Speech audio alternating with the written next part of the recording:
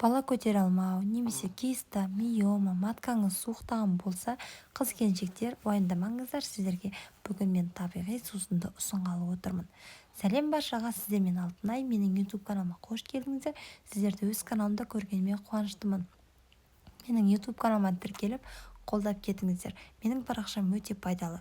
Қыздар, сіздердің егер дәл осындай жағдайларыңыз болып жатса, киста, миомаға қарсы осы табиғи сусынды жасап ішсеңіздер, оң нәтиже көресіздер. Ең алдымен пиязымызды жақсылап жуып, 2 стакан су құямыз да 15 минут қайнатамыз. Қайнап болғаннан кейін кішкене суытып, банкаға суытып сүзіп құямыз, сосын 3 мезгіл ішесіздер. Жылда ішсеңіздер оң нәтиже көресіздер. Ал қыздар, рецебін аса сақтап, достарыңызбен бөлісе отырыңыздар. Міндетті түрде жасап көріңіздер. Және де қыздар және аналарымыз, ауырмаңыздар. Денсаулықтарыңыз мықты болсын. Менің парақшам пайдалы, тіркеліп, қолдап, достарыңызбен бөлісе отырыңыздар. Ем болсын, шипа болсын, ас болсын. Сіздермен болған Алтынай.